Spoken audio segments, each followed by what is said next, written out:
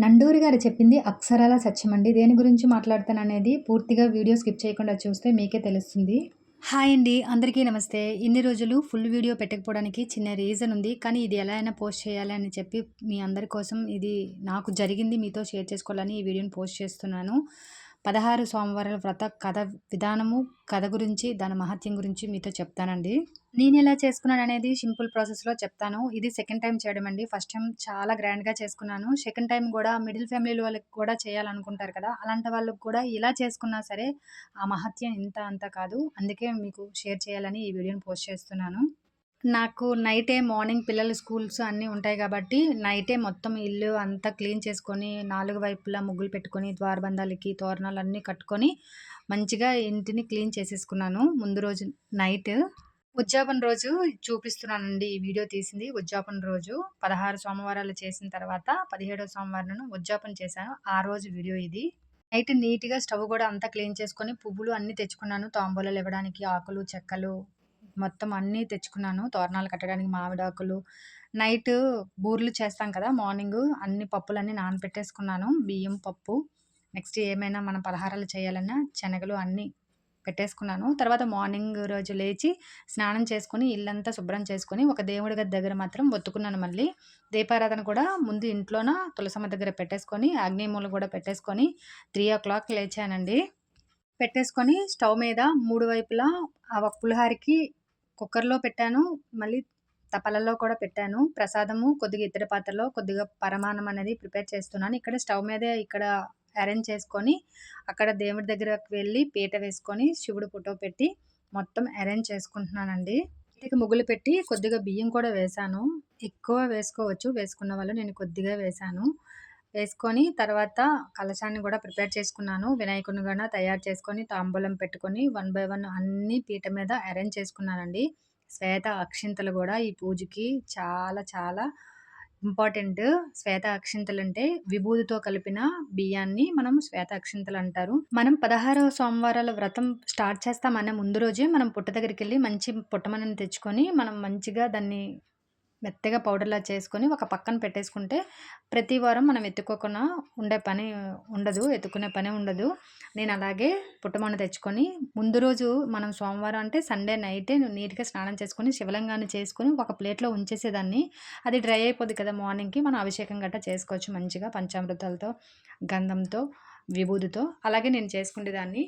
ఉద్యాపన రోజు గాబట్టి అక్కడ అభిషేకం చేయలేదు. ఆ 16 శివలింగాలు తెచ్చి శివుడి ముందు పెట్టుకొని పూజ చేసుకున్నాను. ఉద్యాపన చేసుకున్నాను. ఆ రోజు కూడా కథ చదువుకున్నానండి. అటువైపు దేవుడిని సిద్ధం చేసుకుంటూ, ఇటువైపు వంట కూడా ప్రిపేర్ చేస్తున్నాను. కానీ కూర్చునేటప్పుడు మరి లెగకూడదు కాబట్టి ఇక్కడ వంటలన్నీ ప్రిపేర్ చేసేసాను.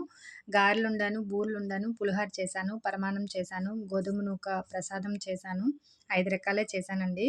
చేసి స్టవ్ ఆఫ్ చేసి ఇక్కడ మొత్తం పని కంప్లీట్ చేసిన తర్వాతే దేవుడి దగ్గరికి వెళ్ళాను. ఒక్కసారి పూజలో కూర్చునేటప్పుడు లెగకూడదు కాబట్టి, అందుకే ఇక్కడంతా ప్రిపేర్ చేసి పూజ దగ్గరికి రెడీ అయ్యి ఎళ్ళిపోయాను. నేను ఒక్కదాన్నే చేసుకున్నానండి. పేరంటాళ్ళు ఎవరిని పిలవలేదు.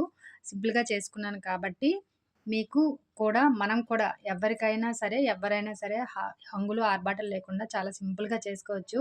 మనం పూజ ఎంత కాస్ట్‌లీగా చేస్తున్నామనేది కాదు, ఎన్ని అలంకారాలతో చేస్తున్నామనేది కాదండి. మనసు నిమగ్నం భగవంతుడి మీద పెట్టి, మనకి ఉన్నంతలో మనం చేయాలని కోరిక ఉంటది కదా! చేయలేకపోతున్నాం, మేము చేయలేకపోతున్నాం, మా దగ్గర ఏం లేవు అనుకోకుండా, మనకి ఎంతుందో అంతలో భగవంతుడికి మనసుని అర్పించి చేస్తే ఎట్లాంటి సమస్య అయినా క్యూర్ అవుతదండి.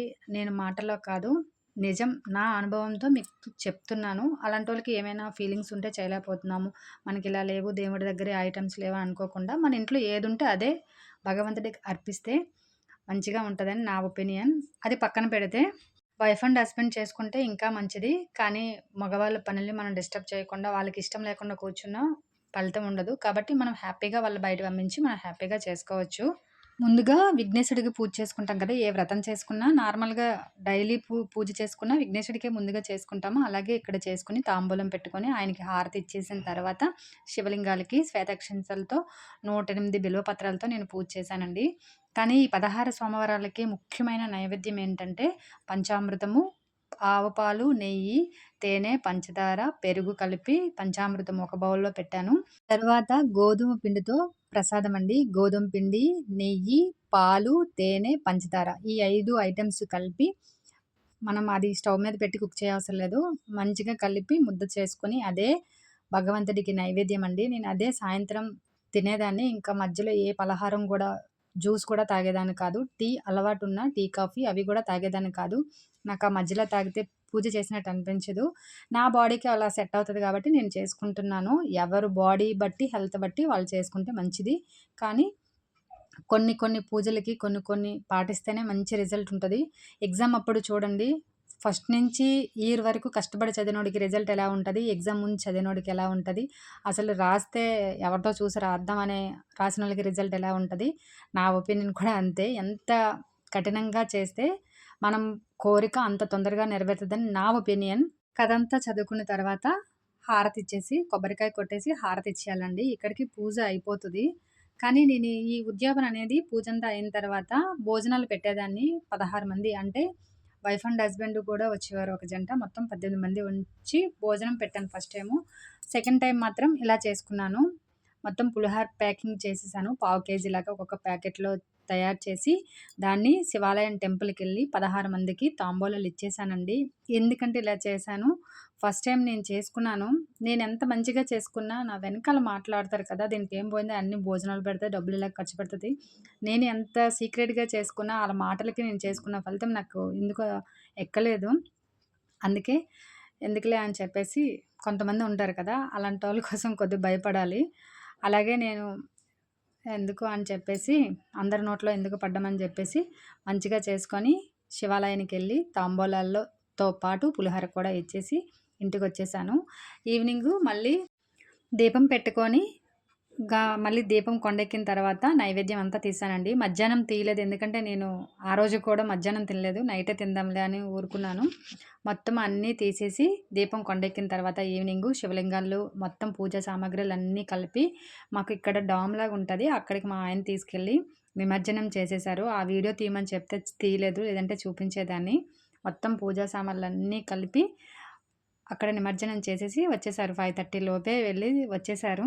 కలశం పెట్టుకున్న కొబ్బరికాయలు మాత్రం ప్రతిసారి నేను స్వీట్ చేసుకొని తినేసేదాన్ని నెక్స్ట్ డే. 16 సోమవారాల యొక్క ప్రతి పిక్ అండి. ఇవి స్ట్రెయిట్‌గా తీశాను. అందుకే ఇలా చూపించవలసొస్తుంది. చెప్తానన్నాను కదండీ! ఇంటర్మీడియేట్‌లో పాపకి మంచి మార్కులు రావాలని మొక్కుకున్నాను. 989 వచ్చాయి. చాలా హ్యాపీగా అనిపించింది. నేనేదైనా పూజ చేశానంటే ముందుగా చిన్న కోరిక కోరుకొని అది సక్సెస్ అయిన తర్వాత పెద్ద కోరిక కోరుకుంటాను నెక్స్ట్ టైమ్ చేసేటప్పుడు. ఫస్ట్ పూజ చేసేటప్పుడైతే తమ్ముడికి మంచిగా జాబ్ రావాలి, సాఫ్ట్‌వేర్ జాబ్ అంటే మంచి ప్యాకేజ్‌తో మంచి జాబ్ వచ్చింది. అందుకే సెకండ్ టైమ్ కూడా మా పిల్లల కోసం చదువు కోసం నేను మొక్కుకున్నాను. ఇది కూడా మంచిగా వచ్చిందండి. ఈ పూజ చేయడం వల్ల కోరికలే కాదండి, నేను మైండ్‌లో కూడా చాలా స్ట్రాంగ్ అయ్యాను. చాలా గట్టిగా చెప్పగలను. ఎవ్వరైనా చేయొచ్చు. నా వీడియో నచ్చినట్లయితే ప్లీజ్ సబ్స్క్రైబ్.